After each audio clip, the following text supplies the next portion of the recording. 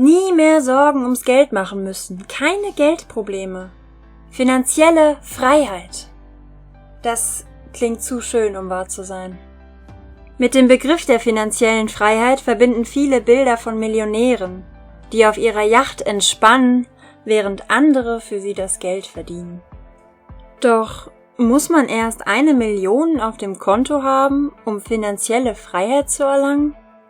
Oder können das auch Durchschnittsverdiener? Und wenn ja, wie? Herzlich willkommen zu der ersten Folge von Leben in Freiheit, wo du alles über Investitionen, Business, finanzielle Freiheit und viele andere Finanzthemen erfahren kannst. Denn seien wir ehrlich, die Schulen bringen dir das nicht bei. Also, wenn das Thema für dich interessant ist oder du lernen willst, wie du besser mit deinem Geld umgehst und mehr finanzielle Freiheit hast, dann bist du hier goldrichtig. Und wenn du heute nur eine Sache schaffen willst, dann ist es, den Like-Button zu zerstören, damit ich mehr dieser Videos erstellen kann. Finanzielle Freiheit, was ist das eigentlich? Häufig wird finanzielle Freiheit mit Reichtum assoziiert. Dies muss aber nicht gleichbedeutend sein. Freiheit bedeutet vielmehr, dass du finanziell von niemandem mehr abhängig bist. Also weder vom Arbeitgeber, noch vom Staat, deinem Partner oder von deinen Eltern. Und das muss man erstmal schaffen. Und dazu gibt es verschiedene Wege. Der erste und auch derjenige, an den die meisten denken, ist, einfach genug Geld auf dem Konto zu haben. Mehr als du jemals ausgeben kannst. Das schaffen aber natürlich nur wenige. Der zweite Weg ist langfristiger, aber umso wahrscheinlicher. Sparen. Du bildest mit der Zeit genug Rücklagen, um etwaige finanzielle Durststrecken zu überbrücken. Oder aber genug Finanzpolster, damit du dich früher zur Ruhe setzen kannst. Finanzielle Freiheit muss also nicht zwingend mit überdurchschnittlichem Kapital zusammenhängen. Oft stellt sich das Gefühl von Freiheit schon ein, wenn es genug Rücklagen gibt, um entweder kurzfristige Einnahmeausfälle auszugleichen, zum Beispiel wegen einer Kündigung, oder um freiere Berufsentscheidungen treffen zu können, zum Beispiel bei einer beruflichen Neuorientierung. Dazu bedarf es allerdings eines gewissen Risikomanagements, um besagten Risiken vorzubeugen. Leider machen sich viele Menschen diese Risiken nicht bewusst oder verdrängen sie. Sie geben entweder alles aus, was sie im Monat verdienen, oder sogar mehr. Wächst das Einkommen, wachsen oft auch die Ausgaben mit. So lassen sich aber kaum Rücklagen aufbauen, um finanzielle Freiheit zu gewinnen. Dies geht in der Regel nur, indem du deine Kosten reduzierst und einen Teil deines Einkommens sparst. Ein Weg dazu ist die sogenannte 50-30-20-Regel, auf die wir in späteren Videos noch eingehen werden. Da stellt sich natürlich die Frage, wie gelange ich zur finanziellen Freiheit? Gute Frage. Tatsächlich vollzieht sich dieser Weg, laut Experten, meist in 7 klassischen Stufen, auch Ebenen genannt. Die erste Stufe ist die vollständige Abhängigkeit. Die vollständige Abhängigkeit bezeichnet die Phase des Lebens, in der man zu 100% von jemand anderem, den Eltern oder dem Staat, abhängig ist.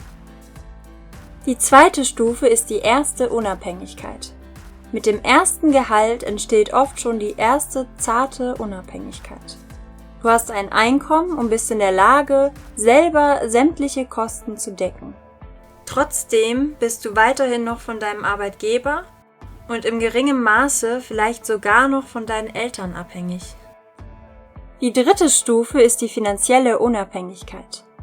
Auf dieser Stufe verdienst du mit deinem Hauptjob genug Geld, um dir auch Luxus gönnen zu können, wie Urlaub oder Partys. Dies ist oft eine sehr angenehme, aber zugleich auch gefährliche Phase. Denn in dieser kann es zur sogenannten Lebensstilinflation kommen. Eine Lebensstilinflation liegt vor, wenn höhere Einnahmen durch Einkommenszuwachs zu höheren Ausgaben für den Lebensstandard führen.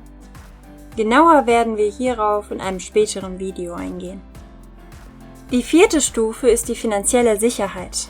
Diese Stufe erreichst du, Wenn du dir ein Emergency Fund, also Rücklagen für einen Notfall, aufgebaut hast. Dieser sorgt dafür, dass du bei einem Notfall nicht gleich neue Schulden aufnehmen musst, sondern dich aus deinem Emergency Fund bedienen kannst. Die 5. Stufe gibt dir erste finanzielle Spielräume. Um die 5. Stufe zu erreichen, musst du dich mit den Themen Geldanlage, Businessaufbau und Investitionen beschäftigen. Denn auf dieser Stufe erzeugen deine Investitionen oder dein Business die ersten Einnahmen.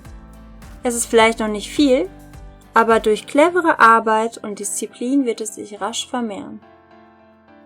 Die 6. Stufe ist die finanzielle Freiheit.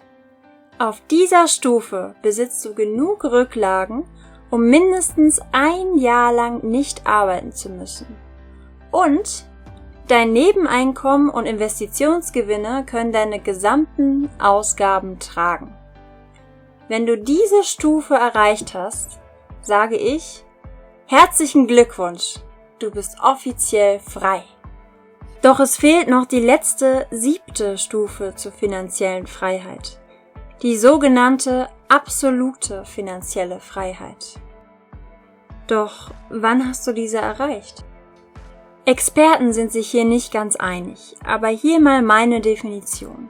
Du hast dann absolute finanzielle Freiheit erreicht, wenn dein Vermögen oder Einkommen so hoch ist, dass du dir ohne Probleme alles kaufen und alles machen kannst, was du willst. Und das ganz ohne, dass dein Vermögen wirklich kleiner wird. Dies ist der Weg zur finanziellen Freiheit. Die verschiedenen Stufen, welche du erklimmst auf dem Weg zu deinem ultimativen Ziel. In den kommenden Wochen werden wir auf die verschiedenen Schritte noch einmal gesondert eingehen. Und nicht vergessen, hat dir das Video gefallen? Du möchtest uns unterstützen, damit wir jede Woche neue Videos zur Verfügung stellen können? Dann gib uns einen Daumen nach oben und aktiviere die Glocke, damit du nichts verpasst. Bis zum nächsten Mal, euer Leben in Freiheit.